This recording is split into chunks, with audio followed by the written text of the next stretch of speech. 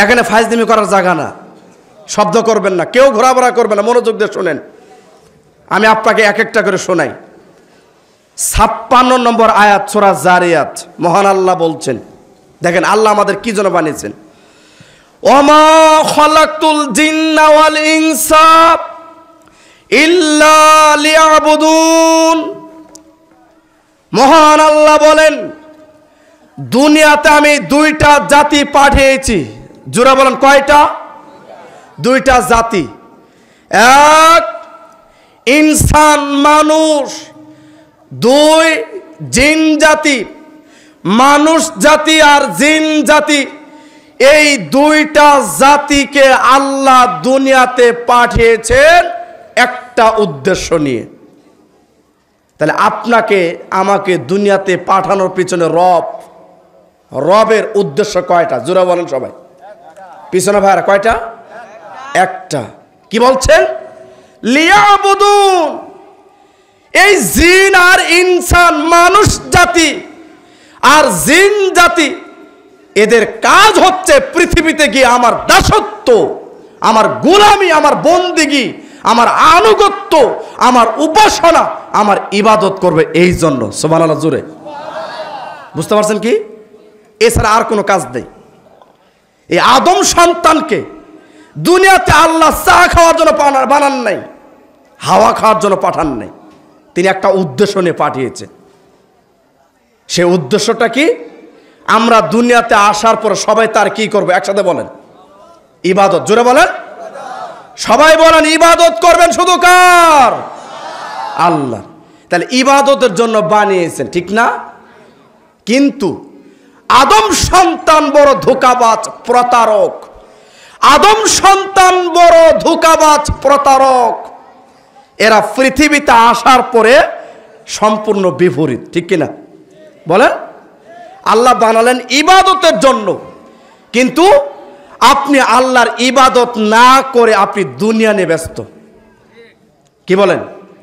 দুনিয়া নিয়ে ব্যস্ত না, ইবাদত করছেন না। ইসলামিক ফাউন্ডেশনের একটা রিপোর্ট, পরিসংখ্যান, আজকে সারা বাংলাদেশে 90% উপরে মুসলমান।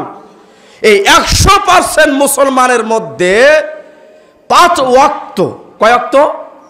5 ওয়াক্ত নামাজ সালাত আদায় করে মাত্র 2%। বলেন কয় পার্সেন্ট? আর 98% মানুষ বেনামাজি। সুবহানাল্লাহ, নাউজুবিল্লাহ, জোরে বলেন নাকি? আর 98% মানুষ কি বলে? বেনামাজি। বাবা মুসলমান, দাদা মুসলমান, 14 গোষ্ঠী মুসলমান, আগাল কাটানো, খাতনা করানো মুসলমান। এই জন্য মুসলমান বসে দাবি করে বসে আছে। অথচ 2% মানুষ নামাজ পড়ে। ইসলামিক ফাউন্ডেশনের দারুল ইহসান বিশ্ববিদ্যালয়ের জনক একজন প্রফেসর, তিনি পরিসংখ্যান তুলে ধরছেন। 5 ওয়াক্ত মুসল্লি আজকে খুঁজে পাওয়া যাচ্ছে না।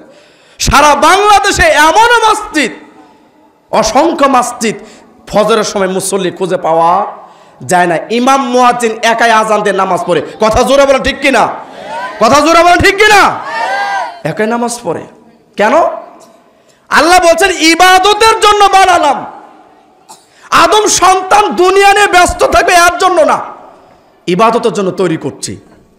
আজকে আদম সন্তানকে ইবাদতের জন্য আল্লাহ তৈরি করছেন, দুনিয়াতে পাঠিয়েছেন। তার বিপরীত, সম্পূর্ণ বিপরীত। আজকে আদম সন্তান 3টা জিনিসের প্রতিযোগিতা, রাত দিন 24 ঘন্টায় ব্যস্ত। 1 বাড়ি নিয়ে, 2 গাড়ি নিয়ে, 3 নারী নিয়ে। কথা বলেন ঠিক কিনা? কথা বলেন। আপনি আমি আদম সন্তান রাত দিন 24 ঘন্টায়, দিনও ব্যস্ত রাতেও ব্যস্ত। বাড়ি নিয়ে, কার বাড়ি কয়টা হবে, কার বাড়ি কোন মডেলের হবে, কত উঁচু হবে, এর প্রতিযোগিতা। ইবাদত নাই। কথা বলেন না কেন? 2 কার গাড়ি কত দামি হবে, কয়টা গাড়ি হবে, কোন মডেলের হবে, এই গাড়ি নেওয়ার প্রতিযোগিতা। কথা বলেন, ইবাদতের প্রতিযোগিতা নাই। 3 কার স্ত্রী কত উঁচা লম্বা, কত সুন্দর, কার কয়টা স্ত্রী, কার কয়টা বউ, এর প্রতিযোগিতা। কথা বলেন, এটার প্রতিযোগিতা চলছে। অথচ সাহাবীরা সাহাবীরা তারা দুনিয়াকে দুনিয়া মনে করতেন না, দুনিয়াকে তারা দুনিয়া মনে করতেন না, তারা আখিরাতকে মূল্যায়ন করতেন, তারা এই পৃথিবীকে মূল্যায়ন করতেন না। অথচ 1 মিনিট ছয় বুখারী হাদিসটা আপনাকে শোনাই, তাহলে যেই 3টা জিনিস নিয়ে আমরা ব্যস্ত, একসাথে আমার সাথে কথা বলবেন, বাড়ি, গাড়ি, নারী, এই 3টা নিয়ে তো ব্যস্ত, বলেন ব্যস্ত না বলেন? তো এই 3টা জিনিস নিয়ে আমরা রাত দিন ব্যস্ত। একসাথে বলেন, আপনি আমি মারা গেলে আপনার সাথে 3টার মধ্যে কোন জিনিস যাচ্ছে? একসাথে বলেন। কেন বলতে হবে? একটা তো যেতে হবে। বলেন 3টার মধ্যে কোন জিনিসটা মারা গেলে যাবে সাথে? একসাথে বলেন। একটাও যাবে? বাড়ি যাবে সাথে, গাড়ি যাবে সাথে, আপনার স্ত্রী যাবে সাথে, কেউ যাবে না। এই মর্মে সই বুখারীতে আসছে হাদিস, খুব ব্রেনে নেন। আনাস রাদিয়াল্লাহু তাআলা আনহু বলেন, রাসূল সাল্লাল্লাহু আলাইহি সাল্লাম বলেন, শোনো আনাস, 10 বছরের খাদেম আমাদের নবী, তাকে বলছেন, শোনো আনাস, তুমি আমি আদম সন্তান যারা মৃত্যুবরণ করবে, মারা যায়, প্রত্যেকটা লাশের সাথে, মুর্দার সাথে, মৃত ব্যক্তির সাথে কবর পর্যন্ত 3টা জিনিস যায়। বলেন কয়টা জিনিস? 3টা জিনিস। 1, আত্মীয় স্বজন, প্রতিবেশী, কাছের মানুষ, নিকটতম মানুষ। কথা বলেন ঠিক কিনা? কোন পর্যন্ত যাই আমরা? কবর পর্যন্ত। 2, তার সম্পদ, দা, বটি, কোদাল, বদনা, বালতি, পানি, আরো যা রেখে গেল। 3, এই মুর্দায় লাশ, মৃত ব্যক্তি, তার ব্যক্তিগত নিজস্ব কর্ম আমল। কয়টা বলেন? কয়টা গেল জিনিস? 3টা। আমার কথা বোঝা যাচ্ছে কি? 3টা। 1, আত্মীয় স্বজন, 2, সম্পদ, 3, তার নিজস্ব আমল। আল্লাহর নবী বলছে, শোনো আনাস, 3টা জিনিসের মধ্যে 2টা রিটার্ন হয়ে আসবে, ফিরে আসবে, কাম ব্যাক করবে। একটা শুধু আপনার সাথে, আমার সাথে, একটা শুধু মুর্দার সাথে, লাশের সাথে কবরে থেকে যাবে। একসাথে বলেন সেই জিনিসের নাম কি? আমি বোঝাতে পারছি কিনা বলেন সবাই? আল্লাহ নবী বলছে, সহিহ বুখারীর হাদিস, নবী বলছে একটা জিনিস শুধু তোমার সাথে কবরে থেকে গেল, তার নাম কি? আমল। তাহলে আমলের দরকার আছে না নাই? একসাথে বলতে হবে। কার কার নাই? বলেন কার কার নাই? মারা গেলে আপনার আমল লাগবে, যেহেতু মারা যাবে, যেহেতু মারা যাবে। তাহলে যেই 3টা জিনিস নিয়ে রাত দিন ব্যস্ত, বাড়ি, গাড়ি, নারী, আর নবী বলছেন 3টা জিনিস কবরে যায়। 1, আত্মীয় স্বজন, 2, সম্পদ, 3, তার নিজস্ব আমল। এখন বলেন 3টা জিনিস নিয়ে ব্যস্ত, একটাও আপনার সাথে যাচ্ছে কি? বলেন যাচ্ছে কি? তাহলে 3টা জিনিস কবর পর্যন্ত গেল, থাকলো কয়টা? আপনার সাথে কয়টা থাকলো? একটা। আরেকবার শুনেন, এটা গেল বুখারী, সহিহ মুসলিম শুনেন। রাসূলুল্লাহ সাল্লাল্লাহু আলাইহি সাল্লাম বলছেন, ও সাহাবীরা শোনো শোনো, এই যে তোমরা যে বলো ওটা আমার, অমুক আমার, তমক আমার, এই যে বলো এটা আমার, সেটা আমার, আমরা বলি না? বলো। আবু হুরায়রা বলো না যে আল্লাহ নবী বলি ওটা আমার, অমুক আমার, তমক আমার। শোনো আবু হুরায়রা, শোনো সাহাবীরা, আসলে আমার আমার বলে কোনো কিছু আছে? একসাথে বলেন, আমার বলে কিছু আছে? নবী বলছেন আছে। শোনো শোনো সাহাবীরা, আমার আমার বলে 3টা জিনিস। 1, আমি যা খাইলাম আমার দেহের জন্য, এটা আমার। বুঝতে পারছেন কি? কোন পর্যন্ত আমার? যতক্ষণ পর্যন্ত পেশাব পায়খানার মাধ্যমে শেষ না হচ্ছে এতক্ষণ আমার। এটাও একদিন আমার থাকে না, যখন শেষ হয়ে যায়। কথা বলেন ঠিক কিনা? কথা বলেন। 2, আমার লজ্জাস্থান, ইজ্জত, সম্মান, আবরু ঢাকার জন্য, আমার লজ্জাস্থান ঢাকার জন্য যেই জামা কাপড় পোশাক পরিধান করি, এটা আমার। কোন পর্যন্ত আমার? যতক্ষণ পর্যন্ত পুরাতন না হচ্ছে, যতক্ষণ পর্যন্ত ছিঁড়ে না যাচ্ছে, যতক্ষণ পর্যন্ত এটা জীর্ণ শীর্ণ না হচ্ছে, এতক্ষণ আমার, এটাও একদিন আমার থাকে না, যেদিন এটা ছিঁড়ে যায়। কথা বলেন। 3, আমার বলে যেই জিনিস, সেটা হচ্ছে ব্যক্তিগত নিজস্ব আমল কর্ম, এটাই আমার। সুবহানাল্লাহ জোরে। হাদিস সহিহ মুসলিম।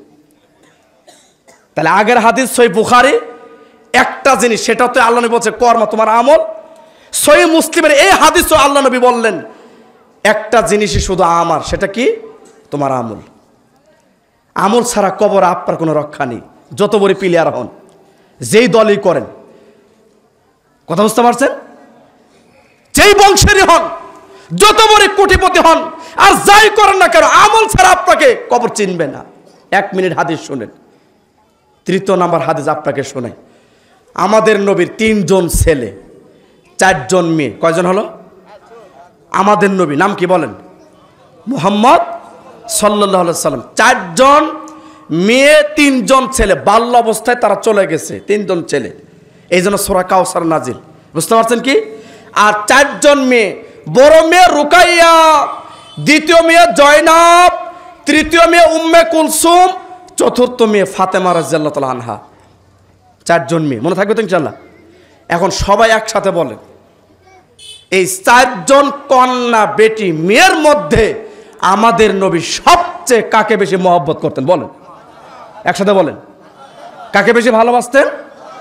ফাতেমা, ঠিক না? একদিন ফাতেমা রাদিয়াল্লাহু তাআলা আনহাকে ডাক দিচ্ছেন আল্লাহ নবী, শোনো ফাতেমা। জি আব্বু বলেন, কিছু বলতে চাচ্ছেন? শোনো ফাতেমা, তুমি যে মুহাম্মদের বেটি, তুমি যে মুহাম্মদের কন্যা মেয়ে, এই কথা যদি কবরে বলো, আর এই কথা বললেই যে কবর তোমাকে ছেড়ে দিবে, হিসাব চাইবে না, এমন চিন্তায় ফাতেমা কোনো দিন মাথায় রাখবা না।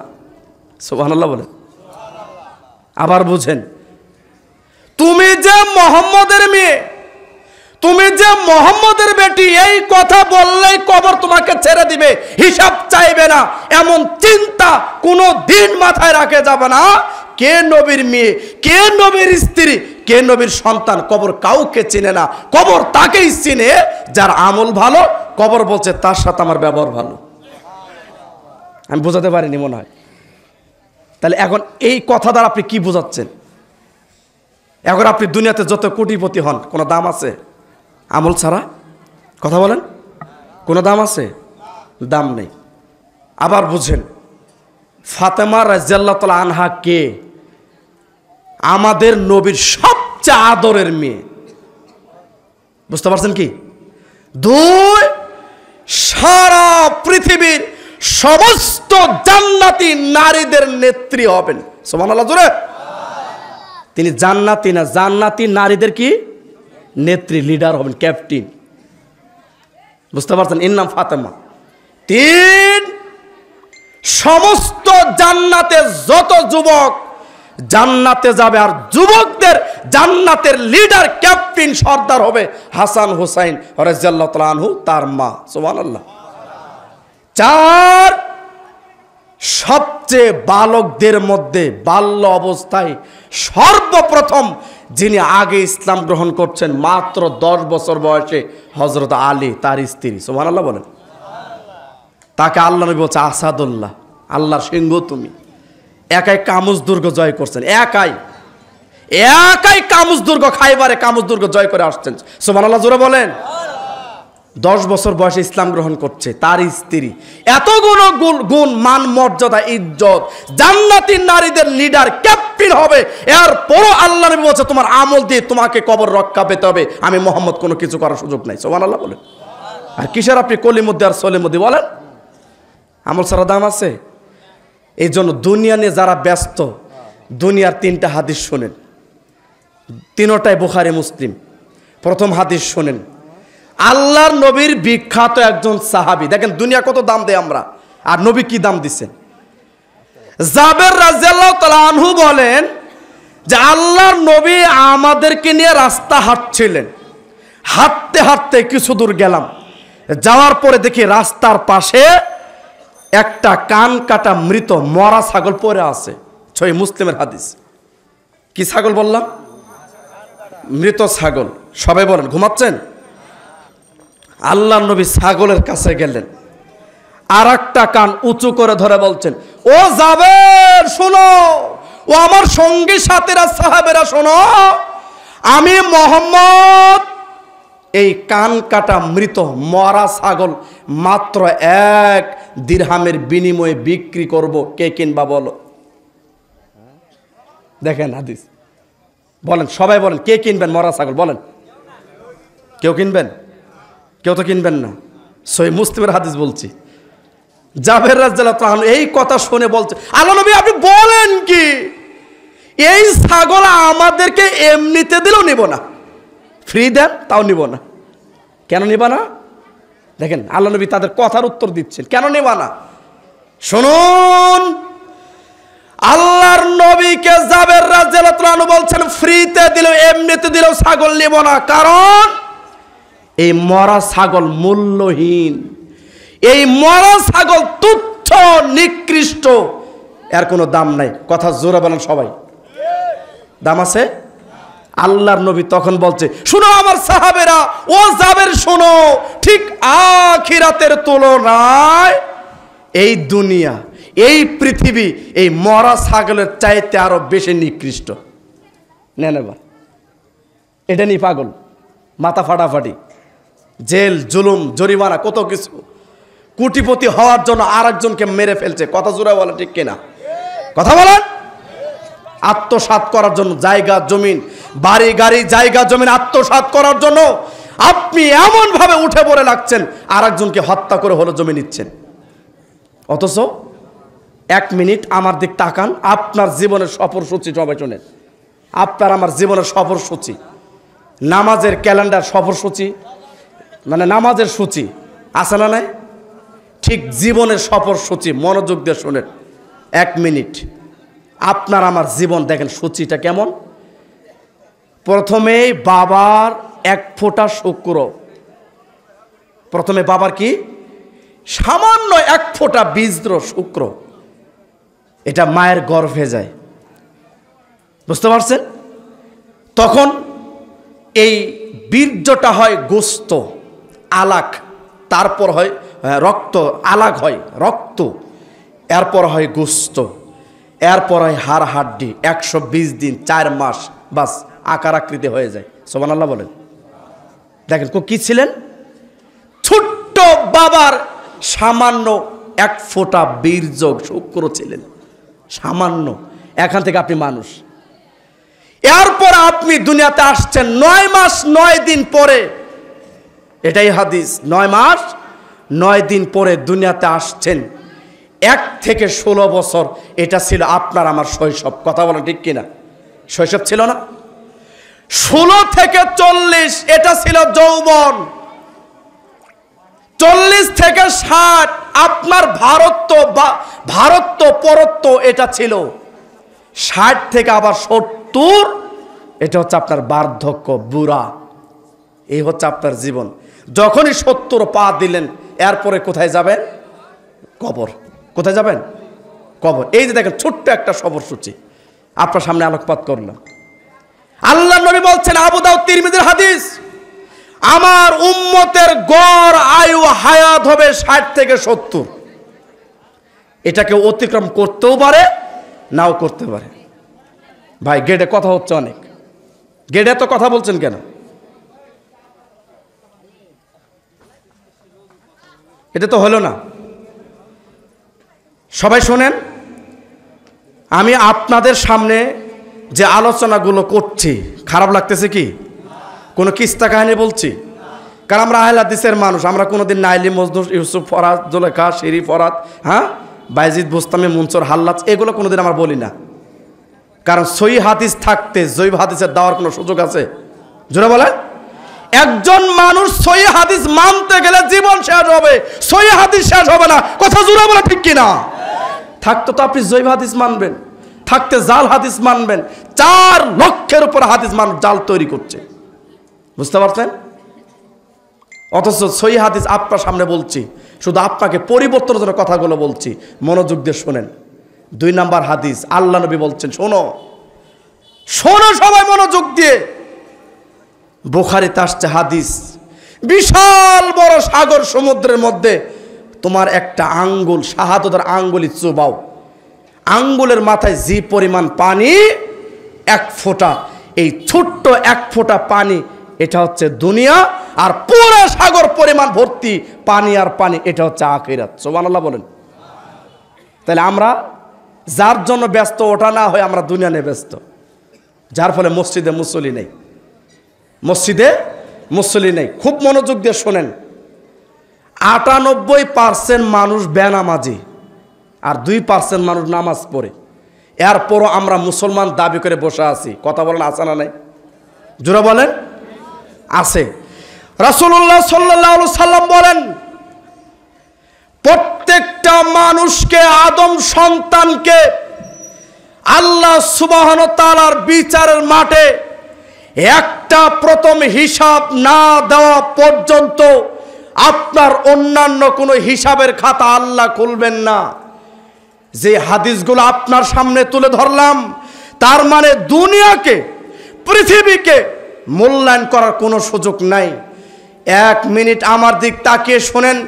মুহাম্মদ সাল্লাল্লাহু আলাইহি সাল্লামের মতো লোক, যাকে আল্লাহ আগের পরে সমস্ত গুনাহ মাফ করে দিয়েছেন, যাকে হাউজে কাউসার আল্লাহ দান করছেন, এরপরেও বিচার মাঠে যাকে একমাত্র সুপারিশের দায়িত্ব দিবেন, যার কোনো গুনাহ নাই, যিনি সমস্ত নবীকুলের সম্রাট, এরপরও তার স্ত্রী আম্মা জান আয়েশা রাদিয়াল্লাহু তাআলা আনহা বলছেন, আমাদের এমনও দিন গেছে 1 মাস আমাদের চুলায় আগুন জ্বলে নাই।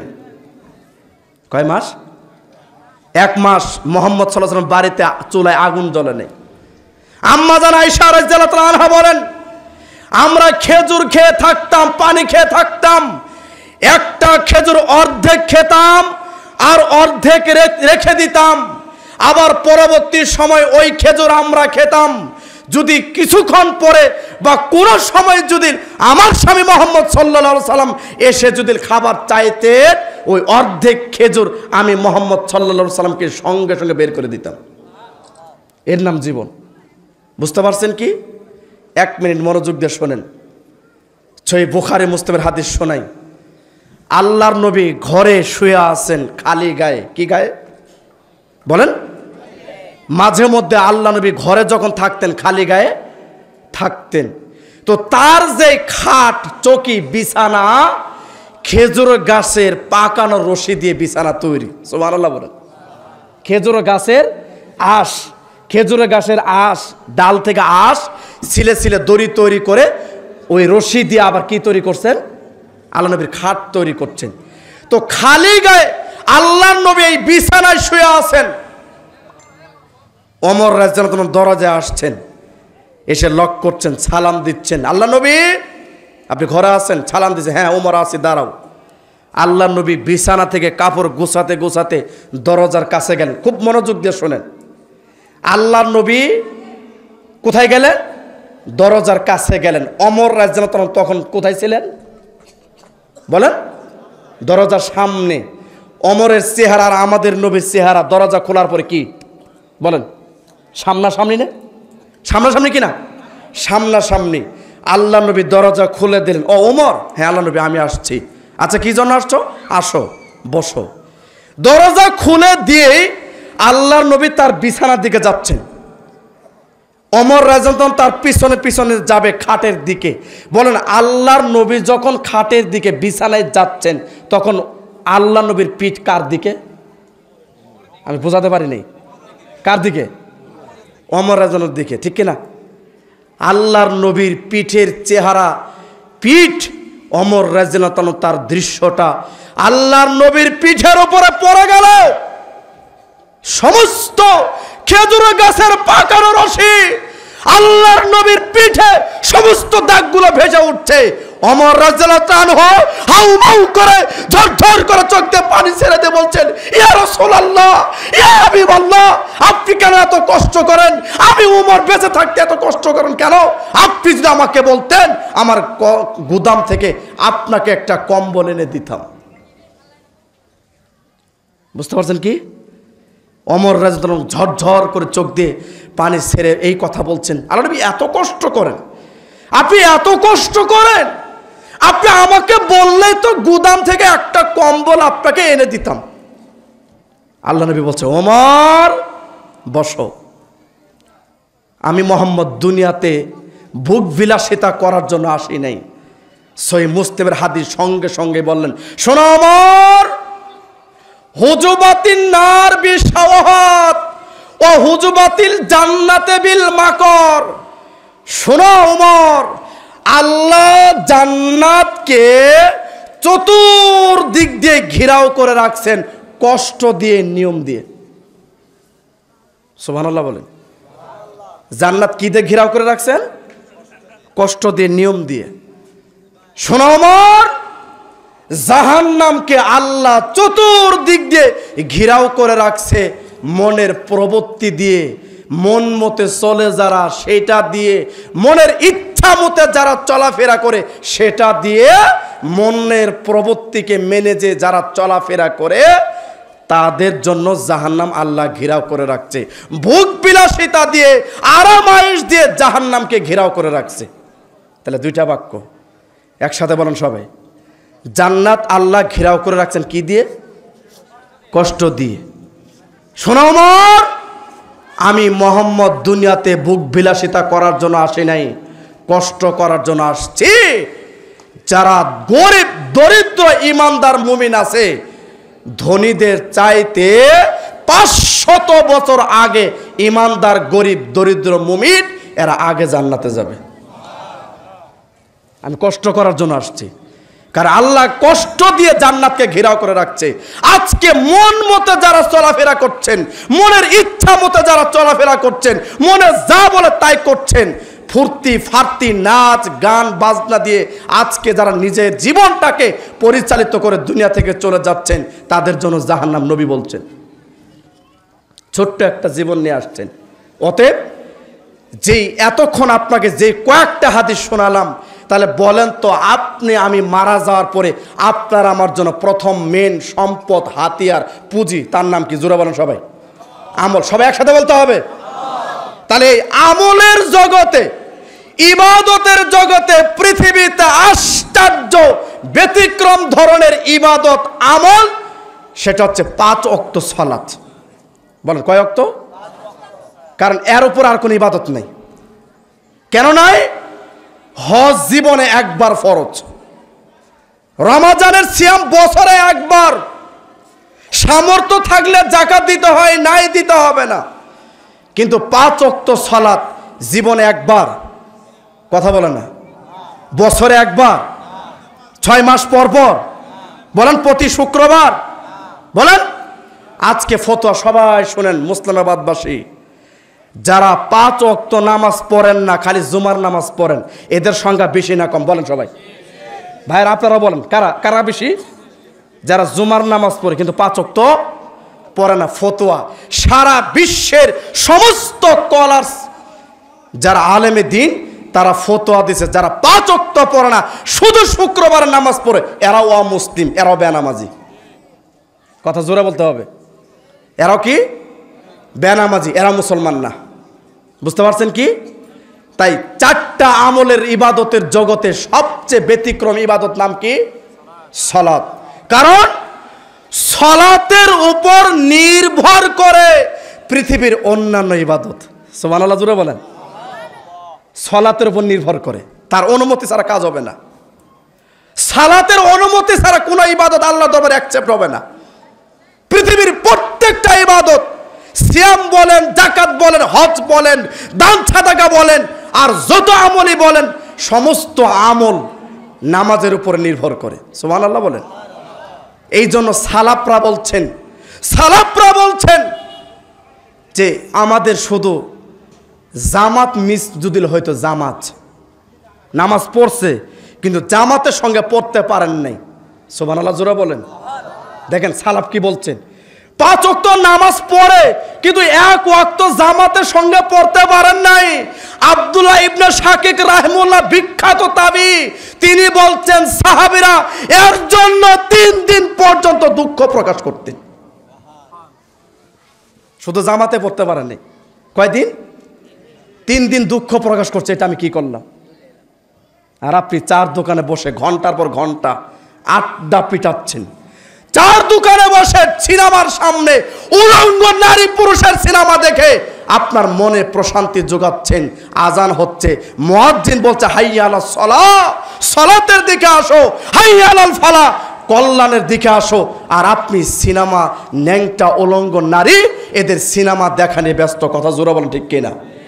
আপনার ঈমান নাই, এই জন্য আপনি আজান শোনার পর মসজিদে আসেন না।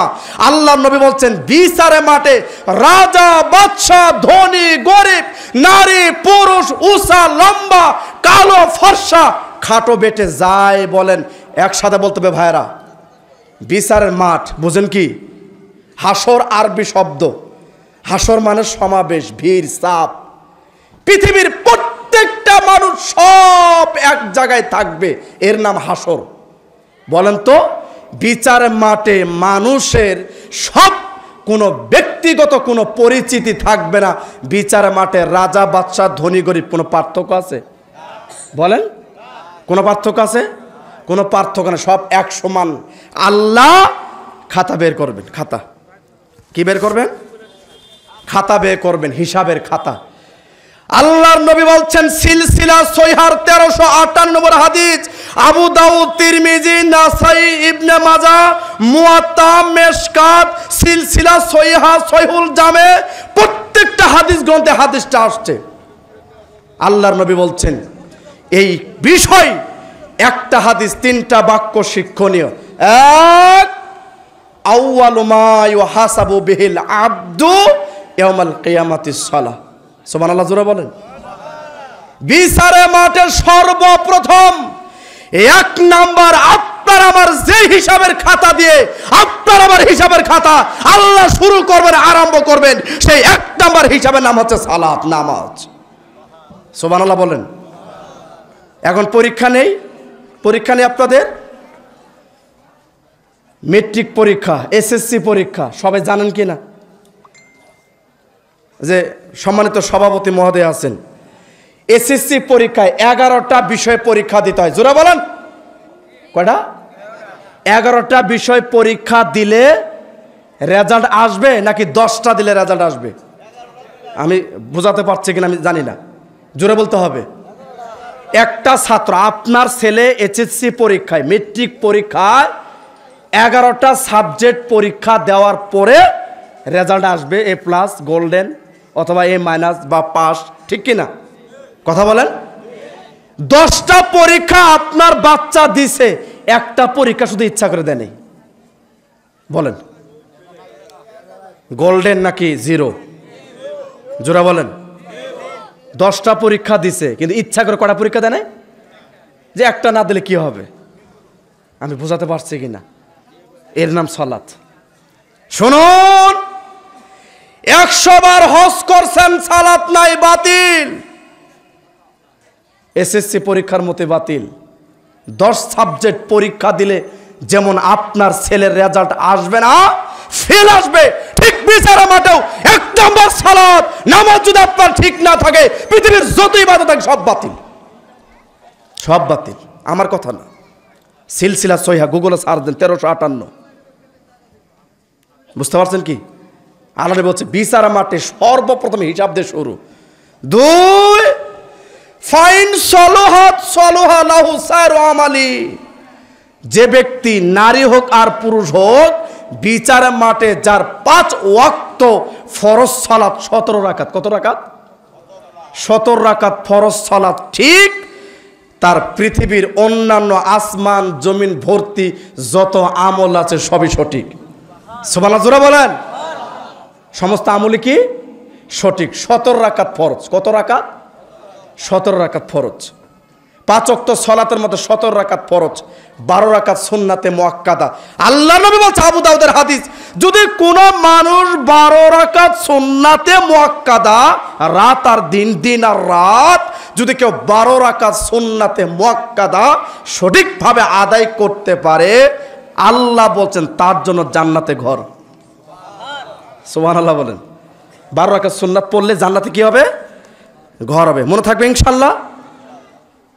তাহলে 2 নাম্বার বাক্যে নবী বলছেন, বিচারের মাঠে যদি আদম সন্তান, নারী হোক আর পুরুষ হোক, যদি ফরজ সালাত 17 রাকাত ঠিক থাকে, তাহলে পৃথিবীর অন্যান্য আমল, আবু হুরায়রা বলছেন, আল্লাহ নবী শুনুন, বলো কি বলবা, তার যে আর অন্যান্য আমল আছে, একটু ত্রুটি বিচ্যুতি যদি থাকে, ভুল ভ্রান্তি যদি থাকে, অন্যান্য আমলে যদি কিছু ঘাটতি থাকে, আল্লাহ নবী তাহলে কি হবে?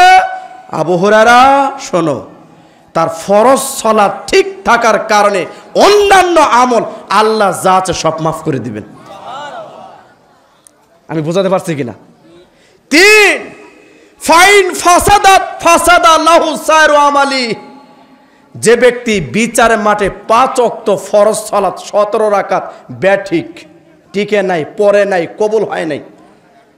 বুঝতে পারছেন কি? বিচারের মাঠে 5 ওয়াক্ত 17 রাকাত ফরজ সালাত টিকে নাই, ঠিক নাই, কবুল হয় নাই, আল্লাহর নবী বলছেন তার পৃথিবীর অন্যান্য যত আমল আছে সবই বাতিল। সুবহানাল্লাহ। জোরে বলেন, আরো জোরে নেন। এবার 100 মসজিদ মাদ্রাসা করছেন, নামাজ পড়েন নাই, আগে বলছি, আপনার সিয়াম, হজ, যাকাত কার অনুমতি লাগবে? নামাজের। কৃতজ্ঞতা প্রশংসা যিনি আপনাকে আমাকে আজকের এই ইসলামিক জালসায় মাহফিলে আসার এবং বসার যিনি সুযোগ করে দিয়েছেন, এই জন্য শুকরিয়া অন্তরস্থল থেকে আমরা জোরে বলে আলহামদুলিল্লাহ। আর একটু জোরে বলে আলহামদুলিল্লাহ। সংক্ষিপ্ত দরুদ মানবতার মুক্তির দিশারি, বিশ্ববাসীর জন্য যিনি রহমত, সারা বিশ্ববাসীর জন্য আদর্শবান একজন শিক্ষক, যার আদর্শ সুন্নাহ বাস্তবায়ন করতে পারলে উভয়কালে সফল, যার সুপারিশ ছাড়া পৃথিবীর কোনো মানুষ জান্নাতে যেতে পারবে না। বিচার মাঠে আল্লাহ সুবহানাহু ওয়া তাআলা সর্বপ্রথম তাকে দিয়ে জান্নাতের দরজা উদ্বোধন করবেন, যাকে হাউজে কাউসার দান করবেন, করেছেন, যার সুপারিশ ছাড়া কোনো নারী পুরুষ কেউ জান্নাতে যেতে পারবেন না। এজন্য আমরা তার প্রতি সংক্ষিপ্তভাবে দরুদ আদায় করি। সবাই বলি সাল্লাল্লাহু আলাইহি ওয়াসাল্লাম।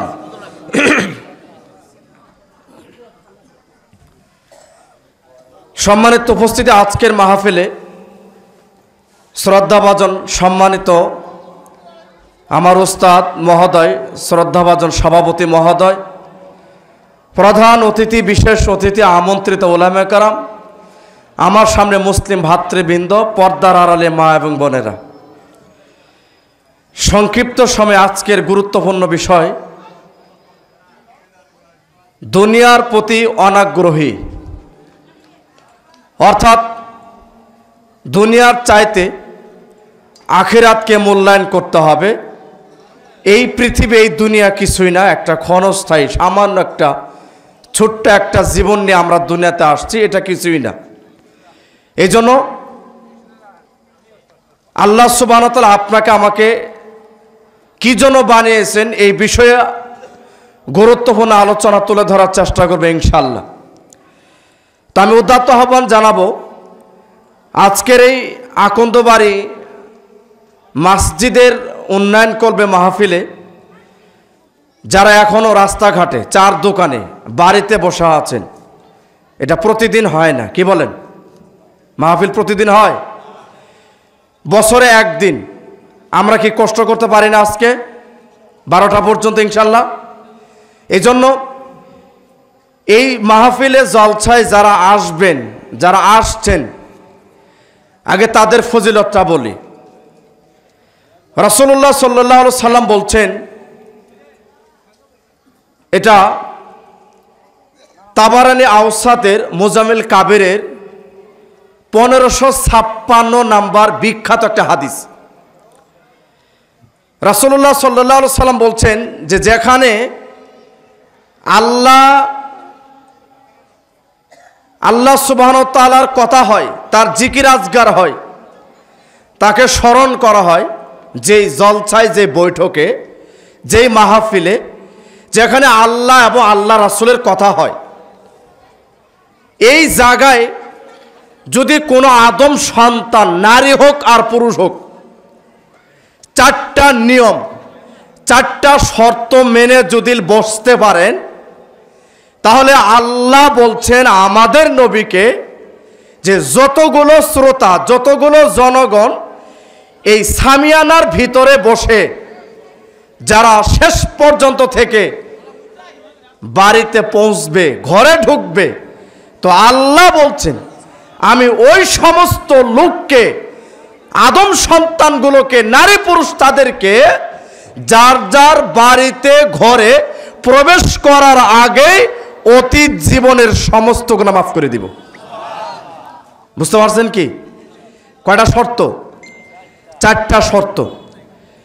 আল্লাহ সুবহানাহু ওয়া তাআলা দ্বিতীয় বাক্যে বললেন আমি যেই গুনাহগুলো আপনাদেরকে মাফ করে দিবেন, যেই পাপগুলো আল্লাহ ক্ষমা করে দিবেন, আল্লাহ দ্বিতীয় বাক্যে বলছেন যেই পাপগুলো আমি আল্লাহ মাফ করে দিয়ে, তোমাকে ক্ষমা করে দিয়ে বাড়িতে তোমাদের ঘরে প্রবেশ করিয়েছি, যেই পাপগুলো মাফ করে দিয়েছি, প্রত্যেকটা পাপ এবং গুনাহ আমি আল্লাহ সওয়াবে, নেকিতে আবার পরিবর্তন করে দিব। সুবহানাল্লাহ জোরে বলতে হবে, আরো জোরে বলেন। সুবহানাল্লাহ বললে গুনাহ হয় না নেকি হয়? একসাথে বলেন। কয়দিন পরে নির্বাচন, বুঝতে পারছেন? এক প্যাকেট বিড়ির জন্য গলা ফাটাবেন, কথা বলেন ঠিক কিনা? কথা বলেন। এক কাপ চায়ের জন্য গলা ফাটাবেন, অমুক নেতার চরিত্র ফুলের মতো পবিত্র, বলবেন কিনা? জোরে বলেন। অথচ নেতার মাথা থেকে পা পর্যন্ত অল বডি, তার চরিত্র, আখলাক আপনি কি কোনোদিন দেখছেন? জানা আছে? কেন বললেন? এক কাপ চায়ের জন্য এক প্যাকেট মোহিনী আজিজ বাদশা বিড়ির জন্য, কথা জোরে বলেন ঠিক কিনা? আল্লাহর সুবহানাহু ওয়া তাআলার নাম, জিকির, আজগার, তাসবিহ, তাহলিল, এইগুলা বললে এত নেকি। আল্লাহর নবী বলেন আফজালু কালেমা আরবা, আল্লাহর কাছে চারটা বাক্য সবচেয়ে অধিক প্রিয়, উত্তম। এক, সুবহানাল্লাহ। দুই, আলহামদুলিল্লাহ। তিন, লা ইলাহা ইল্লাল্লাহ। চার, আল্লাহু আকবার। আল্লাহর নবী বলেন এই চারটা বাক্য আল্লাহর কাছে যত পৃথিবীতে বাক্য আছে সবচেয়ে উত্তম, সবচেয়ে দামি এই চারটা বাক্য। একবার যদি সুবহানাল্লাহ বলেন, আকাশ থেকে জমিন মাঝখানে যত ব্যবধান, এটা আল্লাহ নেকিতে পরিবর্তন করে দেন, এটা ভরাট করে দিবেন, আকাশ থেকে জমিন। দুই নাম্বার, এরপরে বলেন যদি কেউ আলহামদুলিল্লাহ বলে, মুস্তাদ আহমদ গ্রন্থের হাদিস, আল্লাহর নবী বলেন আলহামদুলিল্লাহ তামলাউল মিজান। যদি কোন আদম সন্তান, নারী হোক আর পুরুষ হোক, একবার যদি বলে আলহামদুলিল্লাহ, আলহামদুলিল্লাহ একবার বলার কারণে মিজানের পাল্লায় নেকি দিয়ে আল্লাহ ভরাট করে দেন। বুঝতে পারছেন কি? আর আল্লাহ নবী বলছে আফজালু যিকির লা ইলাহা ইল্লাল্লাহ, আফজালু দোয়া আলহামদুলিল্লাহ, সর্বশ্রেষ্ঠ দোয়া আলহামদুলিল্লাহ, সর্বশ্রেষ্ঠ জিকির লা ইলাহা ইল্লাল্লাহ, সর্বশ্রেষ্ঠ জিকির। অতএব মাঝে মধ্যে সুবহানাল্লাহ, আলহামদুলিল্লাহ, লা ইলাহা ইল্লাল্লাহ, আল্লাহু আকবার জোরে বলবেন। আল্লাহর নাম আসতে হবে না জোরে হবে? বলেন, জোরে বলেন। লিল্লাহি তাকবীর, আরো জোরে বলতে হবে, লিল্লাহি তাকবীর, লিল্লাহি তাকবীর। আল কোরআনের আলো, সহিহ হাদিসের আলো, কোরআন হাদিস যেখানে, গান বাজনা যেখানে, ওয়াজ মাহফিল যেখানে, মসজিদ মাদ্রাসা যেখানে, চার দোকান যেখানে, কে চা যেখান, চা খেতে নিষেধ নাই, কিন্তু সিনেমা দেখা কি নিষেধ? জোরে বলেন। আজকে সারা বাংলাদেশে যতগুলো চায়ের দোকান চলছে, মনে রাখেন, আমি ছোট মানুষ হলে কি হবে, যেদিন থেকে চার দোকানে সিনেমা তুলছেন আর সেদিন থেকে আজ পর্যন্ত যত ইনকাম, যত সিনেমা দেখে, টিভি দেখে, মানুষের কাছ থেকে চা খাওয়াকে কেন্দ্র করে যত ইনকাম করছেন, সমস্ত টাকা হারাম। এখন আপনি খুঁজতে পারেন, বড় বড় হুজুরের কাছে শুনতে পারেন, যেদিন থেকে চার দোকানে টিভি তুলছেন, আপনার ইনকাম সমস্ত কি বলেন, এই টাকা দিয়ে চাউল ডাউল কিনে খেয়ে ইবাদত করবেন, কিয়ামত পর্যন্ত কবুল হবে না। বুঝতে পারছেন কি?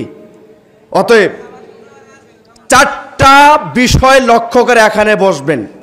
এক, আল্লাহর সন্তুষ্টির জন্য আসতে হবে। এখানে আমরা যারা আসছি, বলেন কার সন্তুষ্টির জন্য আসছে? জোরে বলেন, আরো জোরে বলেন। সবাই কার জন্য আসছেন বলেন? এই প্যান্ডেল দেখার জন্য, বক্তার চেহারা দেখার জন্য না, আল্লাহর সন্তুষ্টির জন্য। এক। দুই, যারা আসছেন দাঁড়িয়ে থাকা যাবে না, দাঁড়িয়ে থাকা হচ্ছে ফাসিকি। যারা দাঁড়িয়ে থাকে তারা জালেম। প্যান্ডেলে আসতে হবে, বসে মনোযোগ দিয়ে আলোচনা শুনতে হবে, এটা আল্লাহ নবীর সুন্নাহ। কারণ খেয়াল করেন, আমার দিক তাকান, সাহাবেরা বলছেন আমাদের নবী মুহাম্মদ সাল্লাল্লাহু আলাইহি সাল্লাম যখন কথা বলতেন তখন আমরা বসে মনোযোগ দিয়ে আলোচনা শুনতাম, আমাদের মাথার উপরে পাখি বসে থাকতো, পাখি মনে করতো এটা পাথর। সুবহানাল্লাহ বলে না? জোরে বলেন। তাহলে কেমন মনোযোগ চিন্তা করেন। সাহাবেরা বলছেন এত মনোযোগ দিয়ে আল্লাহ নবীর কথাগুলো শুনতাম যে আমাদের মাথার উপরে পাখি বসে থাকতো, পাখি মনে করতো যেটা মূর্তি, এটা পাথর। তাহলে চিন্তা করেন। আর আপনারা কত হইচই করছেন, দৌড়াদৌড়ি করতেছেন, কথা বলতেছেন, নড়াচড়া করতেছেন, এটা হচ্ছে আদবের বরখেলাপ, করা যাবে না। যারা দাঁড়িয়ে আছেন, কোরআন হাদিসের যেখানে আলোচনা হয় একটা লোকও দাঁড়িয়ে থাকতে পারবেন না, যারাই দাঁড়িয়ে থাকবে তারাই জালেম, আল্লাহ বলছেন। আমিনে বুঝতে পারছেন কি? তিন, এখানে যারা আসছেন, আমার দিক তাকান সবাই, এখানে যারা আসছেন আলোচনা শুনে মানতে হবে। কে কে মানবেন না হাত তুলেন। আলোচনা শুনে কে কে মানবেন না হাত তুলেন। সবাই মানবেন। আলোচনা শুনে মানতে হয়, এটা নীতি। বলেন ইনশাআল্লাহ। সবাই জোরে বলেন ইনশাআল্লাহ। আলোচনা শুনে কে কে মানবেন দুই হাত তুলে আল্লাহকে দেখান। আল্লাহ সকলকে কবুল করুক, জোরে বলা আমিন। হাত নামান। চার, আলোচনা শেষে একটা বৈঠক ভাঙ্গার দোয়া হবে। স্থান ত্যাগ করার সময় বৈঠক ভাঙ্গার দোয়া বলে যারা বাড়িতে চলে যাবে, বৈঠক ভাঙ্গার দোয়া শেষ। এখন আল্লাহ বলছেন কুমু লিল্লাহ, আল্লাহর জন্য উঠো, দাঁড়িয়ে যাও। সুবহানাল্লাহ বলেন। আল্লাহ বলছে দাঁড়িয়ে যাও, বৈঠক ভাঙ্গার দোয়া শেষ, স্থান ত্যাগ করে বাড়িতে যাও। তো আমি আল্লাহ তোমার বাড়িতে প্রবেশ করার আগেই অতীত জীবনের সমস্ত গুনাহ মাফ করে দিয়েছি। আল্লাহু আকবার। তাবারানী আওসাত মুজামুল কাবিরের 1556 নম্বর হাদিস গুগলে সার্চ দেন, এখন পাবেন। বুঝতে পারছেন? বিখ্যাত সহিহ হাদিস। এরপর আল্লাহ বলছেন যে গুনাহগুলো মাফ করে দিলাম, সেই গুনাহগুলো আমি আল্লাহ নেকিতে পরিবর্তন করে দিলাম। সুবহানাল্লাহ বলেন। 2 নম্বর হাদিস আদাবুল মুফরাদ 596 নম্বর হাদিস। কত নম্বর বললাম? 596 আদাবুল মুফরাদ, ইমাম বুখারী রাহিমাহুল্লাহ, বিখ্যাত কিতাব। রাসূলুল্লাহ সাল্লাল্লাহু আলাইহি সাল্লাম বলেন বিচার মাঠে আদম সন্তান নারী হোক আর পুরুষ হোক, যদি একটা আমলে সালে, একটা সৎ আমল নেকি যদি বিচার মাঠে সেদিন আপনার আমার একটা নেকি সওয়াব আমলে সালে যদি আল্লাহর দরবারে কবুল হয়, মাত্র কয়টা? একসাথে বলেন কয়টা?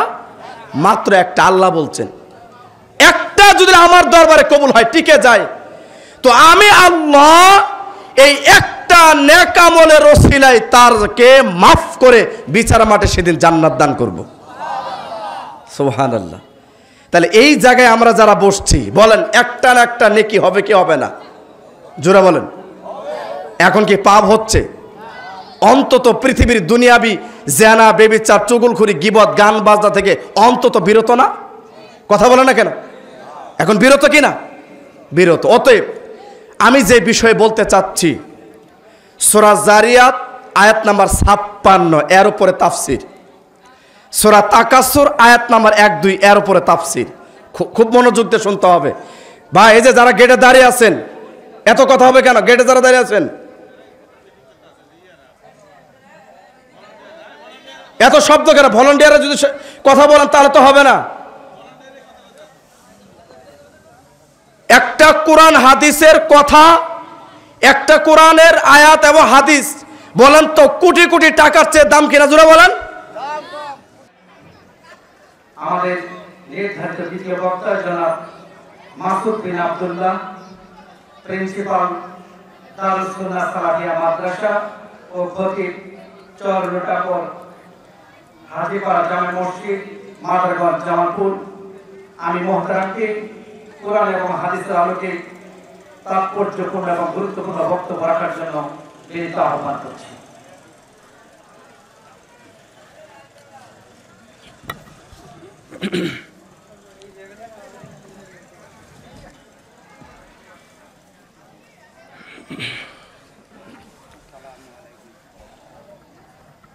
আসসালামু আলাইকুম ওয়া রাহমাতুল্লাহি ওয়া বারাকাতুহু।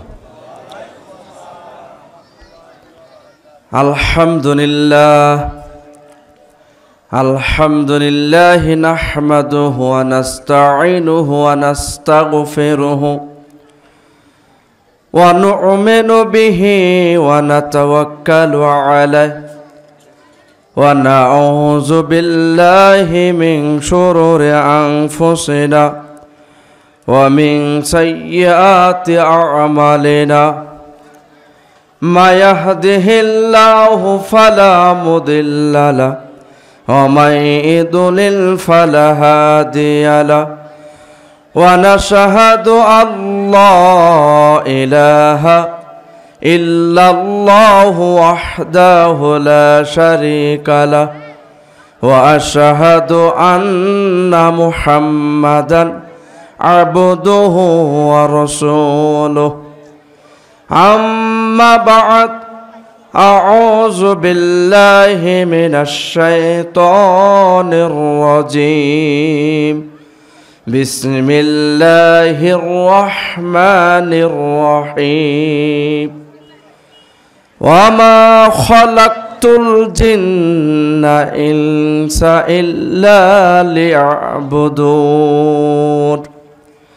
বিসমিল্লাহির রহমানির রহিম। আলহাকুমুত তাকাসুর হাত্তা জুরতুমুল মাকাবির ইলাল আখির আয়াত। আন আবি হুরায়রা রাদিয়াল্লাহু তাআলা আনহু قال قال رسول الله صلى الله عليه وسلم কুল্লু উম্মতি ইয়াদখুলুনাল জান্নাহ ইল্লা মান আবা। কিলা ইয়া রাসূলুল্লাহ মান আবা? ক্বালা আতানি দাখালা জান্নাহ ওয়া মান আসানি ফাকাদ আবা। রাহুল বুখারী। আন উকবা ইবনে আমির রাদিয়াল্লাহু তাআলা আনহু قال قال رسول الله صلى الله عليه وسلم মান তারাকা সালাত ফাকাদ আশরাকা।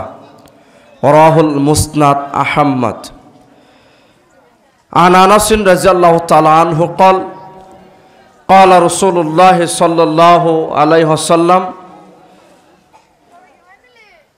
أول ما يحاسبه به العبد يوم القيامة الصلاة فإن صلحت صلح له سائر عمله وإن فسدت فسد له سائر عمله রাহুল আবু দাউদ। প্রশংসা শুকরিয়া আল্লাহ সুবহানাহু ওয়া তাআলার জন্য, যিনি আমাদেরকে আজকের এই ইসলামিক মাহফিলে আসার এবং বসার যিনি সুযোগ তৌফিক দান করে দিয়েছেন, সেই আল্লাহ সুবহানাহু ওয়া তাআলার জন্য